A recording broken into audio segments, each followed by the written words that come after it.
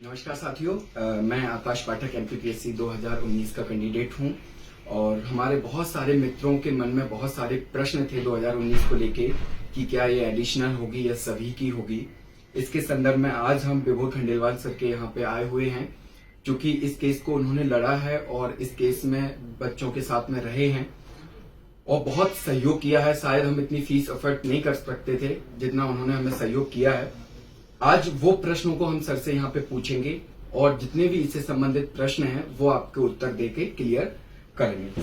Sir, सबसे पहला प्रश्न है कि 2019 का जो जजमेंट आया 7 अप्रैल को, सर इसका 2019 की परीक्षा पे क्या प्रभाव पड़ेगा? कोर्ट ने ये क्लियर कर दिया है कि जो जजमेंट है उसमें ये स्पष्ट है कि 2018 के नियमों से एग्जाम कंडक्ट होगी। 2020 के रूल्स को अनकॉन्स्टिट्यूशनल अल्ट्रा वायरस डिक्लेयर कर दिया है। तो अब 20 से जो ये एग्जाम के रिजल्ट इवेल्युएट किए थे इन्होंने, वो अब समाप्त हो जाएंगे। 2018 से इनको फिर से प्री के रिजल्ट रिवाइज करने पड़ेंगे। जी सर, सेकेंड प्रश्न ये उठ रहा है कि जो जजमेंट आया है, जजमेंट में कोर्ट ने ये कहा है कि 2015 के रूल्स के अकॉर्डिंग आप पूरे एग्जाम को कंडक्ट एंड कंप्लीट कराइए, लेकिन उसमें कहीं ऐसा मेंशन नहीं किया गया है कि मेंस दोबारा सभी की हो। क्योंकि कई इंटरव्यू वाले कैंडिडेट्स भी हैं या अदर कैंडिडेट्स हैं, वो ये प्रश्न को उठाते हैं कि कहीं पे भी जजमेंट में नहीं लिखा है कि मेंस सभी का होगा। नहीं, ये उनका कंफ्यूजन हो सकता है। जब आपको रूल्स 2015 से एग्जाम के रिजल्ट रिवाइज करने हैं, देखिए पहले कोर्ट ने ये इंटरिम ऑर्डर से क्लियर कर दिया था कि जो भी आदेश, जो भी रिजल्ट डिक्लेयर करेंगे या जो भी परिणाम एग्जाम के होंगे वो हाईकोर्ट की याचिका के आदेश के अधीन होंगे। ये इंटरिम ऑर्डर था। अब कोर्ट ने कह दिया कि आपने जो 20 के रिजल्ट से 20 के नियम लगा के जो रिजल्ट डिक्लेयर किए हैं वो गलत है। इसका इफेक्ट ये होगा कि 2015 से आपको प्री के रिजल्ट रिवाइज करने पड़ेंगे। तो ऑटोमेटिकली जब प्री के रिजल्ट रिवाइज होंगे तो मेंस के जो एलिजिबल कैंडिडेट है वो बदल जाएंगे। सभी बच्चों की मेंस की एग्जाम फिर से लेनी पड़ेगी। अलग अलग मेंस लेने का कोई प्रश्न नहीं होता। ऐसा करेंगे तो आर्टिकल 14 को वायलेट करेंगे। अच्छा सर, इसमें वहाँ पे हाईकोर्ट के जस्टिस ने लिखा हुआ है कि 2019 में जो प्रक्रिया अपनाई गई थी वो पूरी अल्ट्रा वायरस है।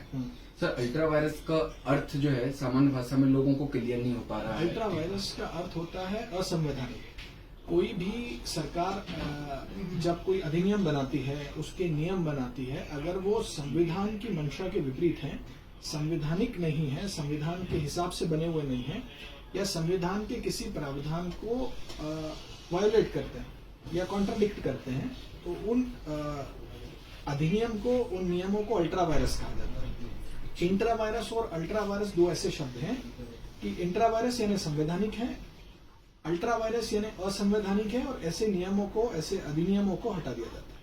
अच्छा सर, एक प्रश्न और है, अंतिम प्रश्न है कि मान के चलते हैं यदि आयोग जो है ऐसा कदम उठाता है कि जो नए बच्चे एडिशनल जुड़ेंगे प्री के रिजल्ट निकाल के और उसमें SC, ST, OBC, EWS के जो अभ्यर्थी होंगे वो इन होते हैं, और यदि वो सिर्फ उन्हीं लोगों का एडिशनल मेंस करवा लेता है, नहीं, ऐसा नहीं, तो क्या कर सकते हैं सर? इसमें क्या हो सकता है? ऐसा आयोग कर नहीं सकता जी।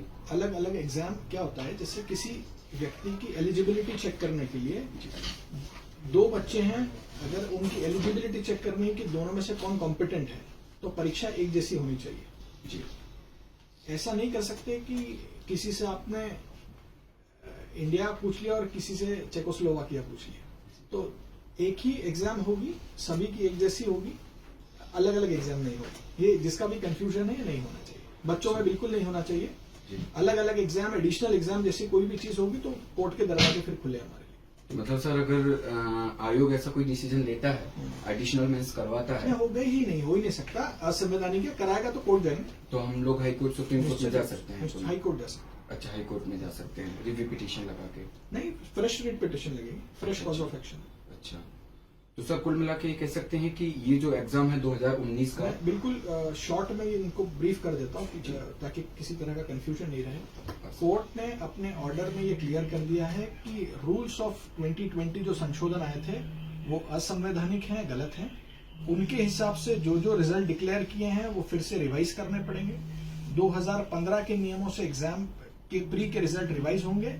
सभी बच्चों की मेंस फिर से एक साथ होगी, किसी की एडिशनल अलग से दो एग्जाम नहीं हो सकती, और अगर ऐसा कुछ करेंगे तो कोर्ट जाएगी, फिर से जाएगी। ओके, सभी लोगों की तरफ से आप लोग तो नहीं आ सकते, लेकिन सर का हम धन्यवाद करते हैं कि सर ने इतना समय दिया हमको, और सारे जितने भी प्रश्न थे आप लोगों के, उनके सटीक उत्तर मिल गए हैं। तो आप लोग निश्चिंत होकर अभी फिलहाल 19 जून की प्रारंभिक परीक्षा की तैयारी करें, और इसके पश्चात जब मेंस की डेट आएगी, सर ने कंटेम्प्ट का नोटिस भी सर आपने जारी किया, थोड़ा सा उसके बारे में सर प्लीज। कंटेम्प्ट बेसिकली क्या हुआ कि इन्होंने एक एडवर्टाइजमेंट इशू कर दिया कि हम एग्जाम ले रहे हैं, जी। जबकि प्री के रिजल्ट अभी रिवाइज नहीं हुए हैं। जी। तो जब तक ये प्री के रिजल्ट रिवाइज नहीं करेंगे और मेंस की तरफ आगे बढ़ेंगे, तो ये सीधा दिखाता है कि एमपीपीएससी माननीय उच्च न्यायालय के आदेश की अवमानना कर रहा है। जी।